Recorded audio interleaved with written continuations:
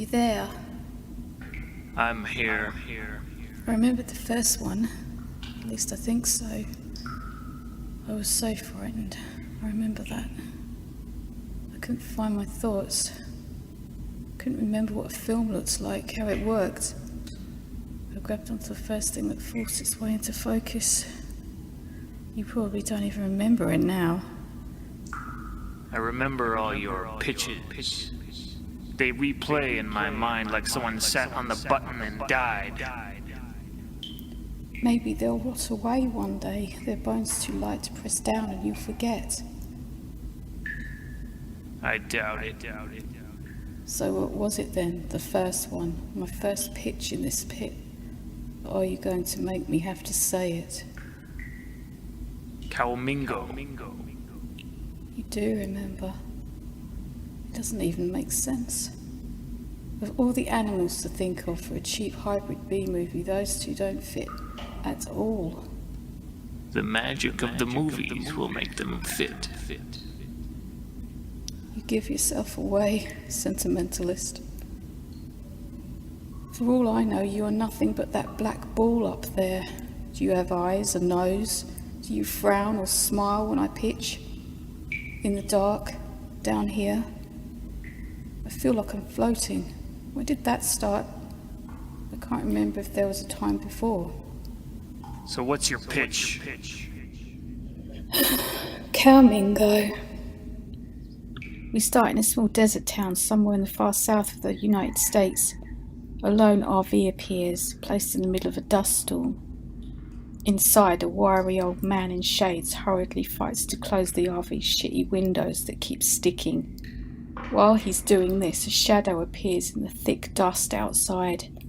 The wind increases, battering the RV, and the old man struggles to stay on his feet. Steadying himself, he finally manages to shut the RV's final window. He gazes around the inside of the RV, which is rocking and creaking as the strength of the dust storms hit it. At the window, he glances outside, and from out of the dust, a cow walks forward into the wind.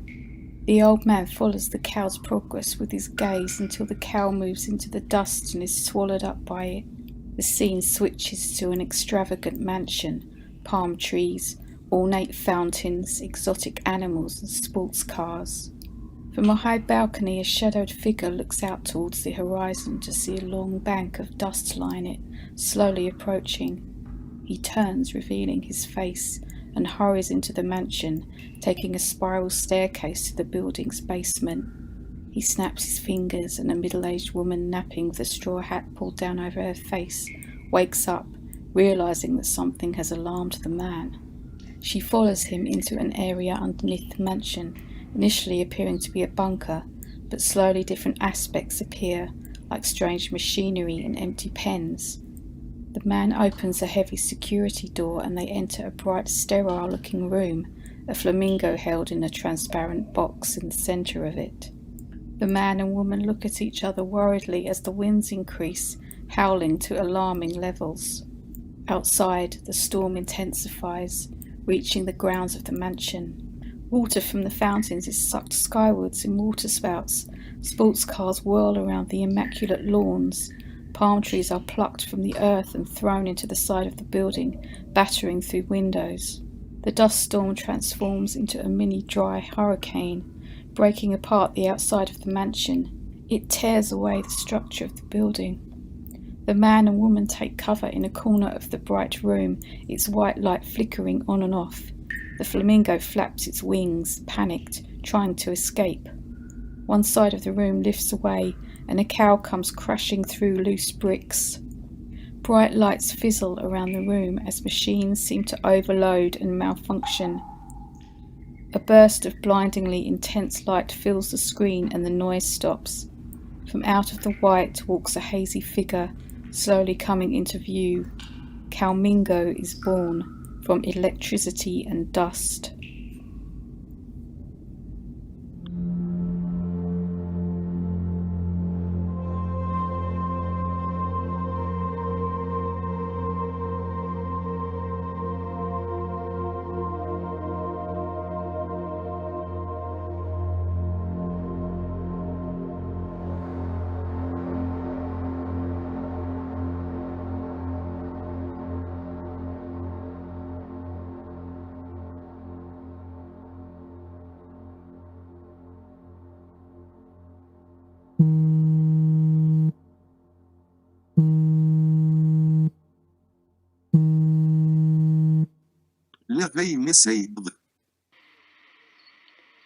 Can you pick me up?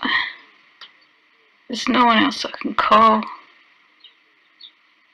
I'm not sure how I got here. I know it's late. I would walk back, but it's too far. There's a guy with me, says he knows you. He's over by a tree on the other side of the road. I don't know what he's doing. Can you pick me up?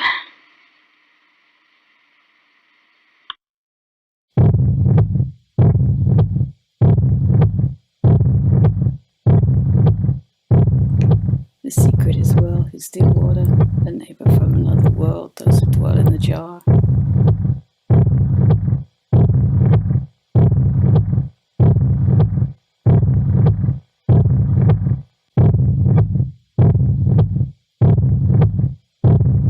He who does not have at any time the manner of, however, like in the lid, all the time it's like you please in an abyss do.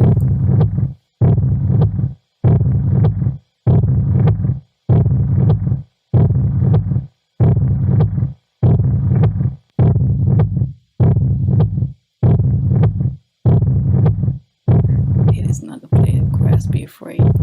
As to this, I never cease to wonder. So near at hand, every bold man carries is to the countenance of that o'er me.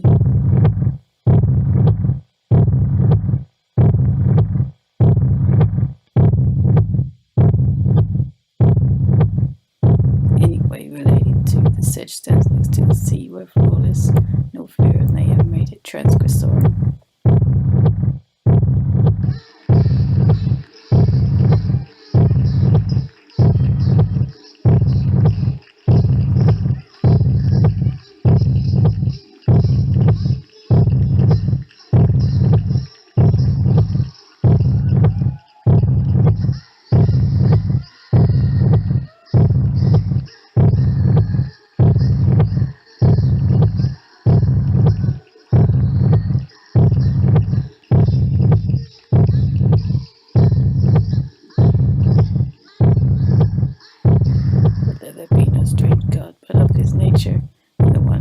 City, never been engaged to each home, nor do I easily give up the ghost.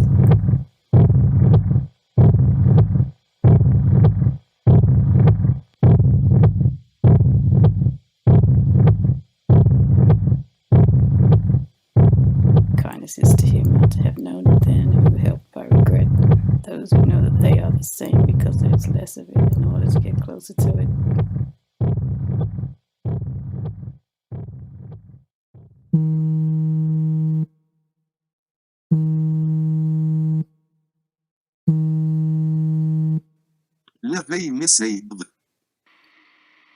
Can you pick me up? I know I said I wouldn't do this again, but they've left me. The group from that time we went to the coast. It's so dark out here, kind of peaceful. I keep hearing the sea. That's impossible, you know. Can you pick me up?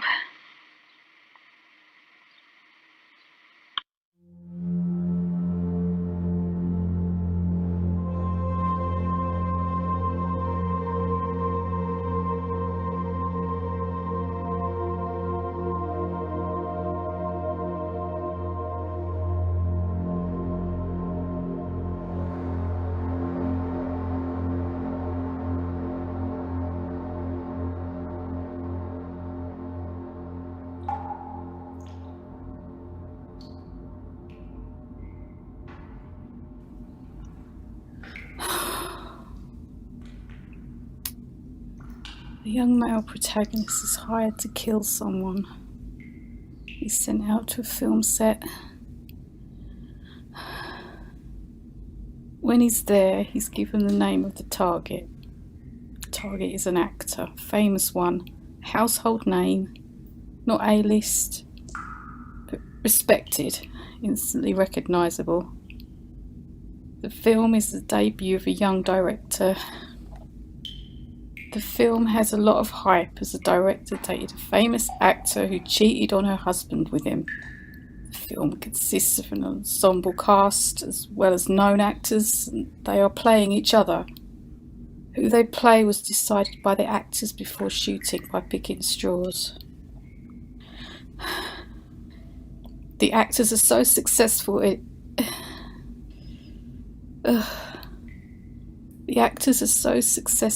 inhabiting their character that the actor who is the target for assassination no longer seems like himself.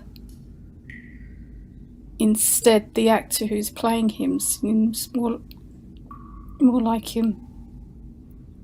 The actor who's playing him seems more like him. The rest of the film is focused on the assassin as he wrestles with the question of which actor to kill.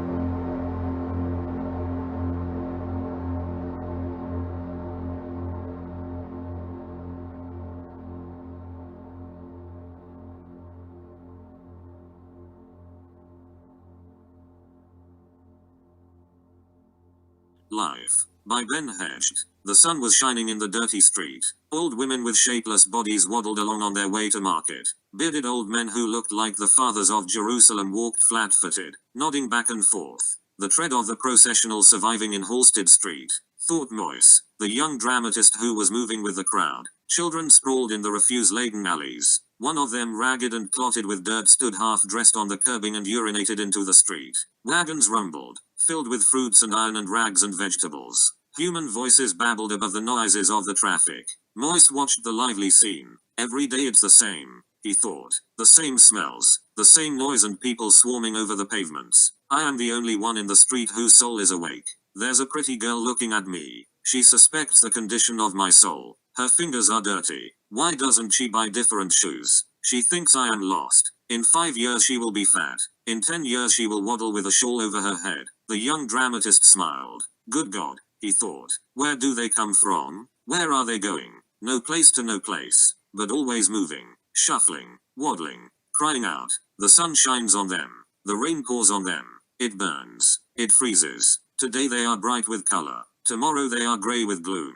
But they are always the same. Always in motion. The young dramatist stopped on the corner and looking around him spied a figure sitting on the sidewalk, leaning against the wall of a building. The figure was an old man. He had a long white beard. He had his legs tucked under him and an upturned tattered hat rested in his lap. His thin face was raised and the sun beat down on it, but his eyes were closed. Asleep, mused Moyse. He moved closer to him. The man's head was covered with long silky white hair that hung down to his neck and hid his ears. It was uncombed. His face in the sun looked like the face of an ascetic. Thin, finely veined. He had a long nose and almost colorless lips and the skin on his cheeks was white. It was drawn tight over his bones, leaving few wrinkles. An expression of peace rested over him. Peace and detachment. Of the noise and babble he heard nothing. His eyes were closed to the crowded, frantic street. He sat, his head back, his face bathed in the sun, smileless and dreaming. A beggar, thought Moyse, asleep, oblivious, dead. All day he sits in the sun like a sun, immobile, like one of the old Alexandrian ascetics, like a delicately carved image. He is awake in himself but dead to others. The waves cannot touch him. His thoughts. Oh, to know his thoughts and his dreams. Suddenly the eyes of the young dramatist widened. He was looking at the beggar's long hair that hung to his neck. It's moving, he whispered half aloud. He came closer and stood over the old man and gazed intently at the top of his head. The hair was swaying faintly, each separate fiber moving alone. It shifted, rose imperceptibly and fell. It quivered and glided. Lice, murmured Moyse. He watched. Silent and asleep the old man sat with his thin face to the sun and his hair moved. Vermin swarmed through it, creeping, crawling, tiny and infinitesimal. Every strand was palpitating, shuddering under their mysterious energy. At first Moyse could hardly make them out, but his eyes gradually grew accustomed to the sight, and as he watched he saw the hair swell like waves riding over the water, saw it drop and flutter, coil and uncoil of its own accord. Vermin raised it up, pulled it out, streaming up and down tirelessly in vast armies. They crawled furiously like dust specks blown thick through the white beard. They streamed and shifted and were never still. They moved in and out, from no place to no place, but always moving, frantic and frenzied. An old woman passed and with a shake of her head dropped 2 pennies into the upturned hat. Moise hardly saw her. He saw only the palpitating swarms that were now facing, easily visible, through the grey-white hair. Some ventured down over the white ascetic face, crawling in every direction, traveling around the lips and over the closed eyes, emerging suddenly in thick streams from behind the covered ears and losing themselves under the ever-moving beard. And Moise, his senses strained, thought he heard a noise, a faint crunching noise. He listened. The noise seemed to grow louder. He began to itch, but he remained bending over the head. He could hear them, like a faraway murmur, a purring, uncertain sound. They are shouting and groaning, crying out, weeping and laughing. He mused. It is life, life. He looked up and down the crowded burning street with its frantic crowd, and smiled. Life, he repeated. He walked away. Before him floated the hair of the beggar moving as if stirred by a slow wind, and he itched. But who was the old man, he thought? A young woman, plump and smiling, jostled him. He felt her soft hip pressing against him for a moment. A child running barefoot through the street brushed against his legs. He felt its sticky fingers seize him for an instant, and then the child was gone. On he walked. 3 young men confronted him for a second time. He passed between 2 of them, squeezed by their shoulders. A shapeless old woman bumped him with her back as she shuffled past. 2 children dodged in and out screaming and seized his arm to turn on. The young dramatist stopped and remained standing still, looking about him. Then he laughed. Life, he murmured again. And I am the old man, he added. I.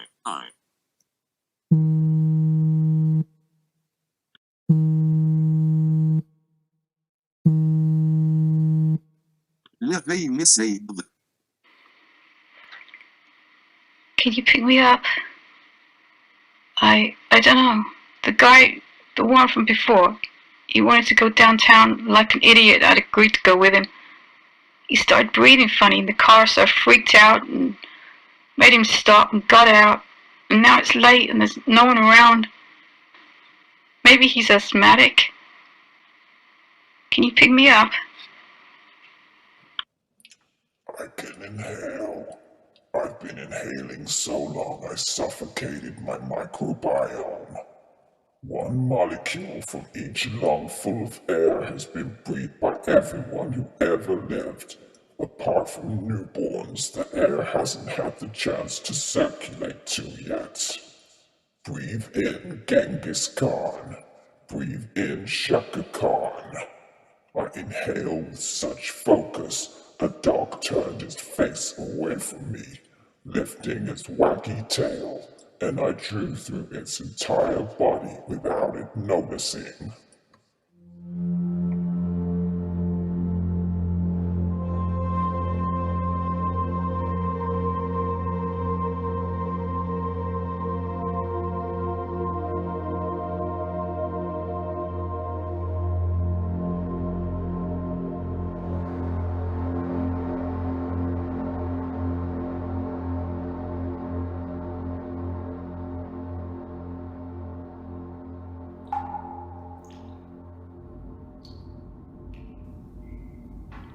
You might like this one. If you do, will you move? Give me a sign that you're listening. Because I'm sick of you just staying up there still like that. Are you dead, asshole? Anyway, the title is, Well, That Just Happened. Another reasonably young male protagonist. Looks like he used to be in a math rock band years ago. Black suit that appears to have shrunken onto him. He's walking along an affluent street near twilight. Thin, looks like he only eats by accident. Cut to shot of him in the back of a car, someone else driving but unseen. Camera stays on him, leaning as far out of the rear seat window as he can, trying to catch flies in his mouth. Back to street. He's fashionably dishevelled at all times. Immaculate white shirt, creased in all the right places, a tie he places with a specific kink that suggests he's needed to loosen it slightly, meant to give the impression he's near passing out from how great he is. He goes to a party and makes sure the conversation stays on the connection between dark rings around the eyes and bad liver function. He's talking to a small enclosed circle. Behind them, in another circle, a guy starts raising his voice. A couple start arguing, accusing each other of misdemeanors. It's difficult to pick up the thread. The girl storms off, leaving the room, with the guy resisting for a few seconds before hurrying after her. The protagonist looks about distractedly, turns to the group non-committally and says, "Well, that just happened." The whole room quietly acknowledge it, a lot with stifled smirks, even more with eye contact. The comment helps get the room back on track. Next scene, he's using the line everywhere, at the bus stop when someone takes forever getting the correct change for a fare, when someone drops something in the corner shop, when someone says something awkward and makes a quick exit. He says it to friends, acquaintances and strangers, and studies the varied reactions. His friends mostly laugh, they are in with it, they know him and what he's doing. It's soon become integrated as part of his personality. Acquaintances vary the most in the spectrum of reactions, from confused politeness to cringy enthusiasm to dismissiveness. Strangers almost always are taken aback, where there's a pause and then a reluctant or half-hearted amiable acceptance. Sometimes he gets the look of complete recognition, which is exhilarating, although he never gives off any sign that he thinks this. He tries to project 2 emotions or general demeanours in his daily existence, 3 if the situation is an extreme one and demands something extra.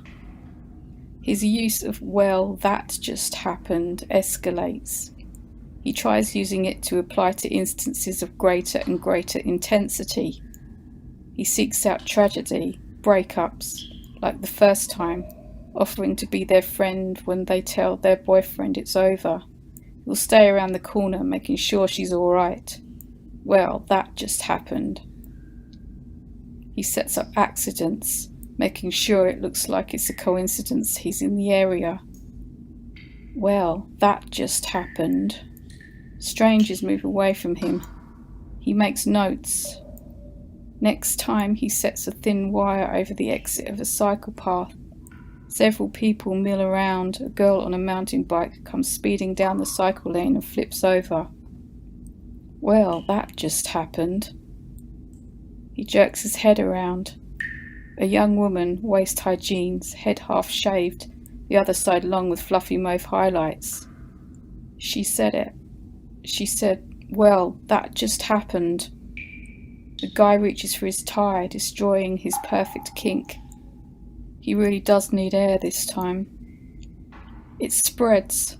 High school kids get a hold of it. They apply it to anything and everything they do. It runs through them, mutating, and a new strain appears, free from its ironical origins, into a deadly form, post-meta sincerity. "Well, that just happened."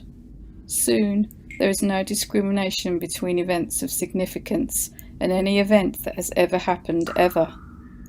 The frequency of use of "well, that just happened" skyrockets, as everything that happens is deemed worthy of its application.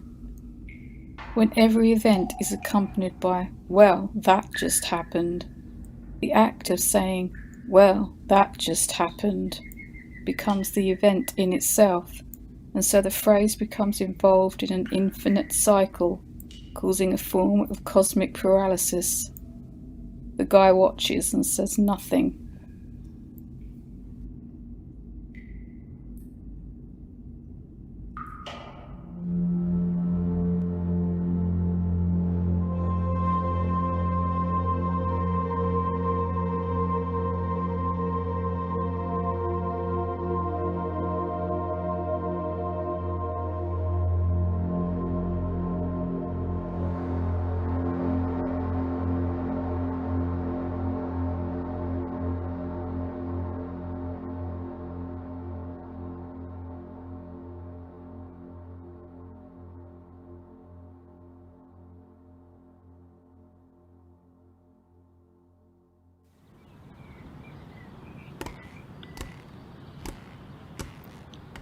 For this week's episode, I'm going to try and walk along this pathway. I'm still on crutches and maybe shouldn't be doing this, but I'll give it a try anyway. feels more real out here. For the background on why I'm having to use crutches, then go to my previous episode, where I explain in great detail about my operation and my dealings with the healthcare system. The episode before that, I go through the situation with my boss and how he's been a complete arsehole about all this. If you saw me now struggling along this pathway beside a busy road just beyond some trees, with woods on the other side, the light fading, you'd probably say it was my fault if I had an accident out here. That's the kind of guy he is. So anyway, I'm trying to get into Dostoevsky. Because I'm using crutches when I walk, I've not got my hands free and I record on my phone. So I've made a head brace with a stick on the front that dangles my phone in front of my face as I walk. The first time I tried it out, the cord attaching the phone to the pole was too long. And when my strides are jerky, it kept swinging around and hitting me in the face. So now the cord is shorter. If my boss or my doctor saw me now, they'd both be arseholes about it. When you read Dostoevsky backwards, it's supposed to help with neuroplasticity. So I figured I'd pick a book of his, seeing as I've never read him, and read it that way, and get the therapeutic benefits of that. Seems like a really good way to start reading him. What you do is, you select a book. I'll probably pick a shorter one, as it has to be the whole book, because what happens is, you read the book backwards, but the words forwards, and record yourself, and then replay the recording backwards. So you listen to the book forwards, but the words are backwards. That way you get the grueling effort it takes to read Dostoevsky, and all of the other stuff, like insight into the human condition, etc., is processed at an unconscious level.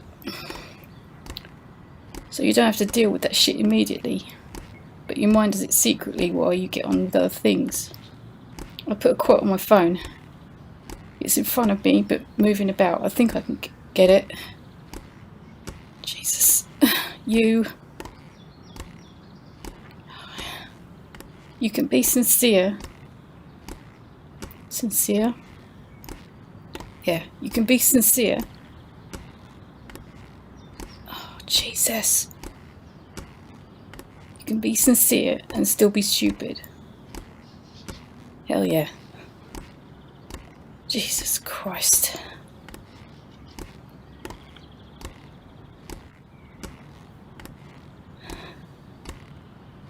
I really shouldn't keep looking into those dark trees.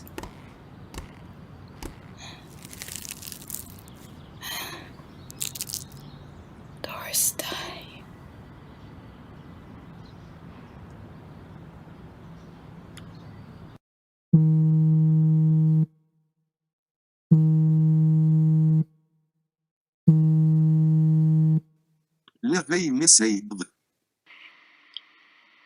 Can you pick me up? I've really messed up this time. I know places are dumb, and the guy came around, the guy from before, except this time he was all apologetic and shit. But I had no idea what he was supposed to be sorry for, so I just freaked out thinking he was trying to make excuses for coming to my place unexpected, which is creepy when you think about it, especially when the sun is due to set in 30 minutes or whatever. Anyway, he starts apologizing for apologizing and goes to put his hands up to show he means no harm, etc. But I mistake this for him about to reach up and do something weird and get my bag and swing it at him, and just to warn him off. And the buckle accidentally catches his face and cuts him across his cheek and nose, and now there's blood everywhere, and he's screaming, literally screaming. Now I'm apologizing for getting him to apologize for apologizing, and all of a sudden we kind of stop and stare, and the stupidness of the situation hits us, and we start laughing. But as he's laughing, he starts to get really hysterical, crying with laughter, and it goes on so long, I'm not sure if he's still finding the situation funny, or if he's losing it, or in pain, or using the laughter to bite his tongue, while underneath he's secretly making plans to do something funny. So I start swinging the bag again, and he's completely confused this time. I'm now sure he thinks I'm a psycho, which makes me think he's going to feel like he has to defend himself, so I push him backwards into the hallway outside my place. To cut a long story short, we ended up walking around for hours, and I think I understand him better than I've understood anyone in my entire life. But I turned away for a second, and when I looked back, he was gone. Can you pick me up?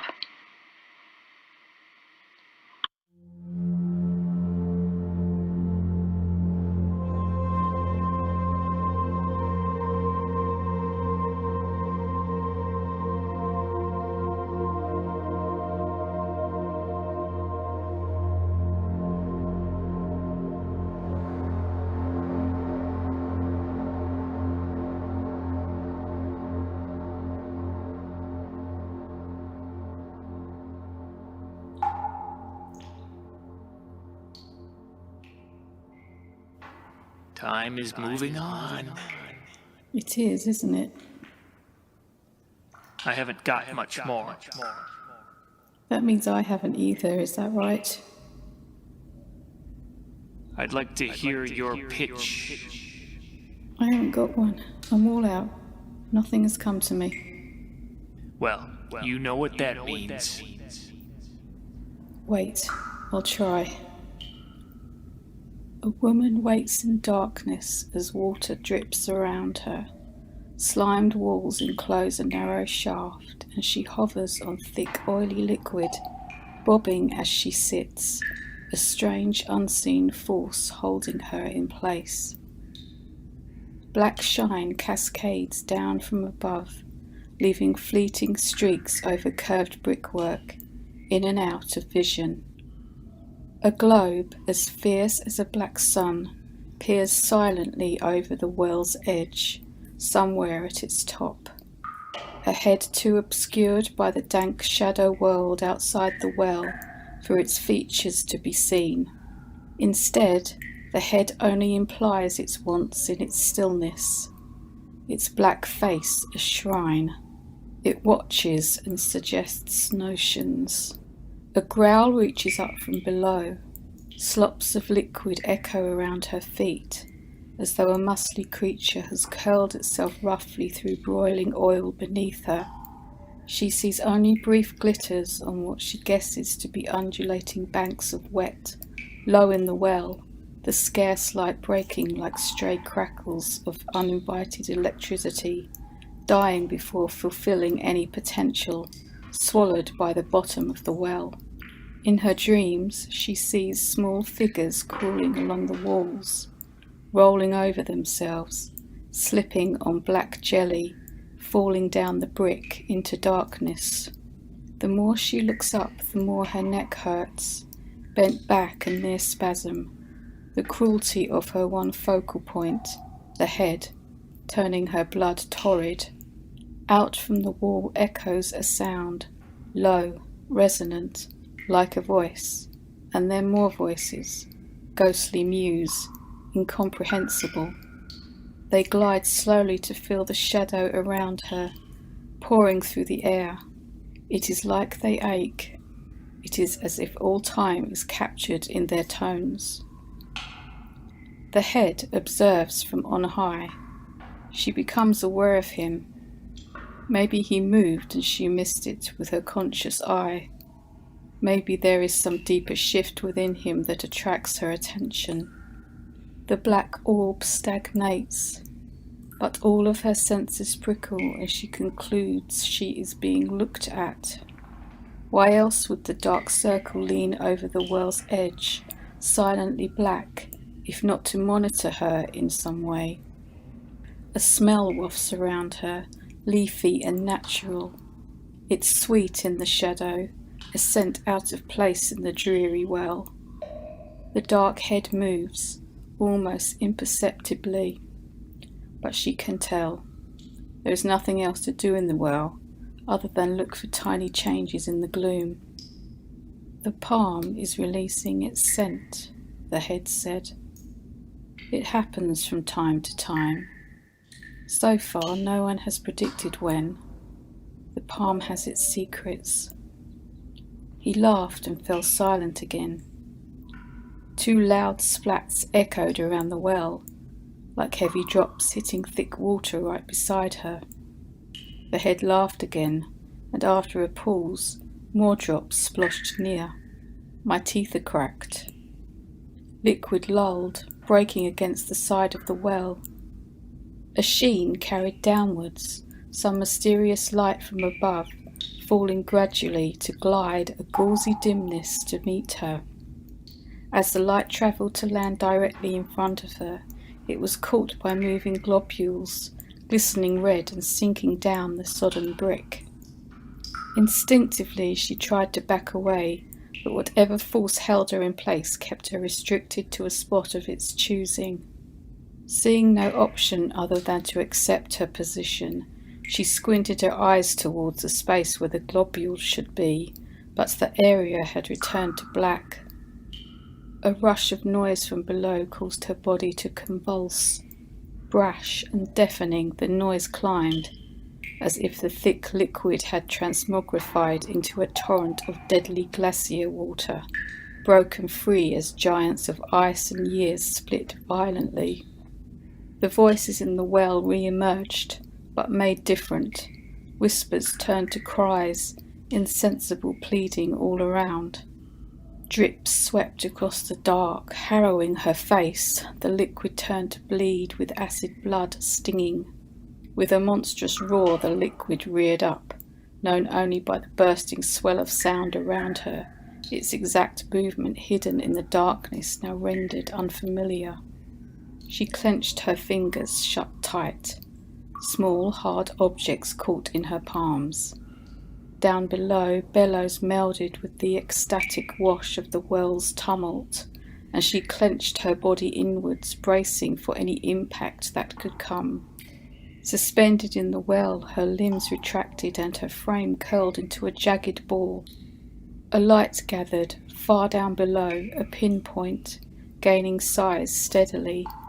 Scum atop the liquid retracted and clung to the wall, making a circle of slimy filth. The water churned, and the light in the well's depths continued to grow. A light born of darkness, the opposite of anything made to illuminate nature. Soon it swam nearer, filling the putrid liquid of the well and showing the dim stink of the place. Graceful black fronds twisted and waltzed around it, long leaves waving as if to chaperone the light upwards. The leaves birthed and stretched backwards in a synchronized display, unfurling, their tips eventually reaching the perimeter of the well, brushing the brick, palm leaves glistening darkly, calling forth the light. The underwater ball of light swirled from within, a whirlpool of evil incandescence shimmering with the glee of awakening. As it went to break the surface, she blinked. On opening her eyes, the monstrous noise stopped in an instant and light filled the well. Beneath her the waters rested, still as a mirror, a rosy hue on the underwater walls, the well stretching down infinitely. Around her the light swirled onto brick, penetrating it, illuminating the walls from inside. Pictures form, animating, coming out from the smeary light, in all the colours of flame. The surface of the brick becomes transparent, taking on the contours of a snake's shedded skin, dirt and filth falling away, and it glows inside. Scenes in an infernal zoetrope appear within.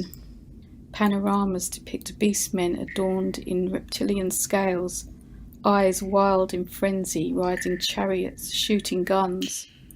Vast plains covered with thousands of naked men as they run from a monster as tall as the sky, pursuing them, its body surrounded with thunderclouds.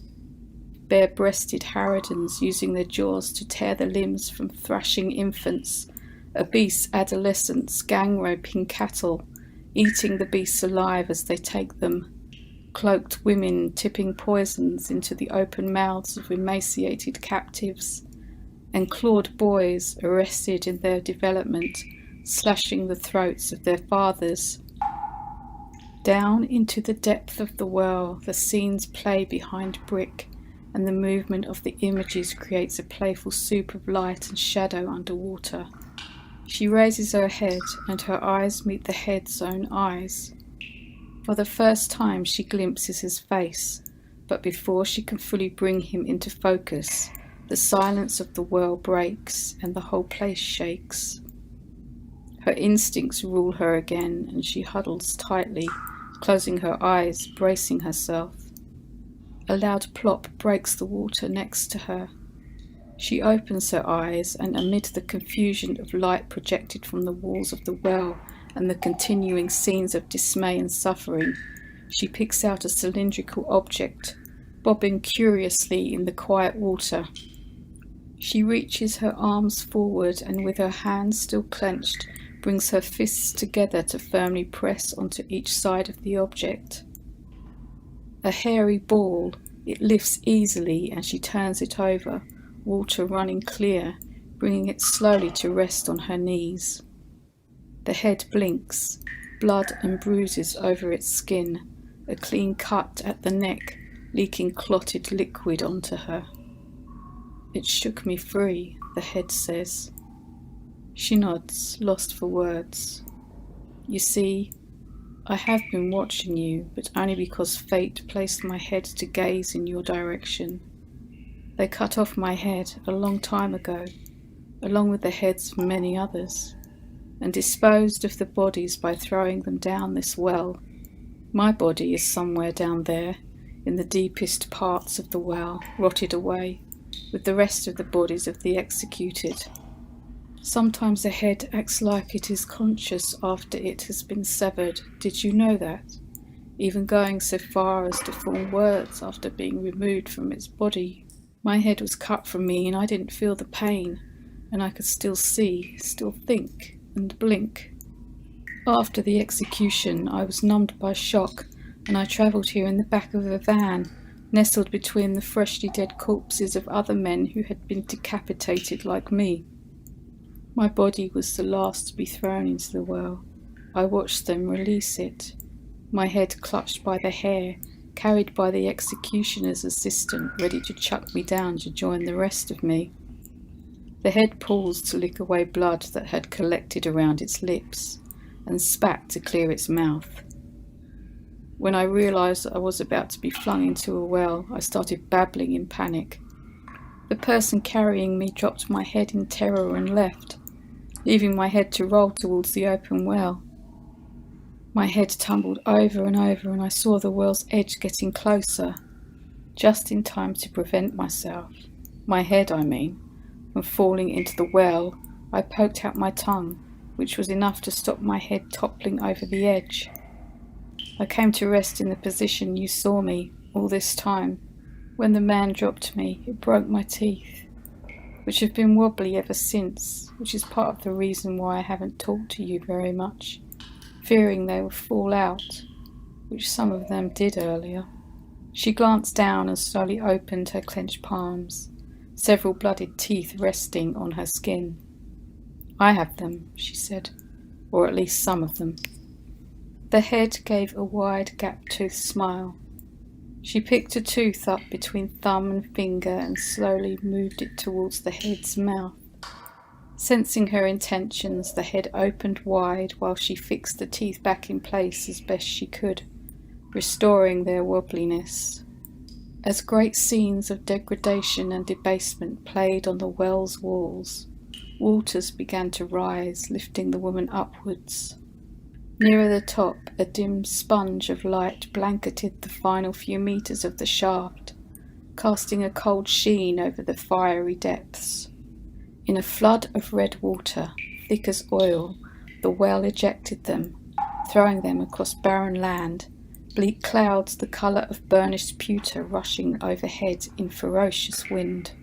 For days she walked over plains where dead plants dipped broken seed heads, and the ground bloated with dry cracks and erosion. After a time, under tumbling clouds which always threatened rain but never burst, moisture blew across the flats, and high chalky banks struck out of the earth. Resting with her back to hard chalk deposits, she stared out at a far horizon, slashed open with strips of ruby red and charcoal. Anchoring the head between her knees, she positioned it upside down so that it could gaze out at the slow sunset as the misty orb darkly lit quiet land. Taking her hair and a needle she'd fashioned from the bone of a long-dead mammal, she set about stitching together the neck hole. Finding enough loose skin to close together under the head, she knotted the final hair and returned the head to look at her the right way up. She kissed it tenderly, careful not to wiggle the loose teeth. Then she lifted herself to wander across plains and fields under low twilight skies. The head, tucked snugly under her arm, whistled at the risk of losing a few teeth.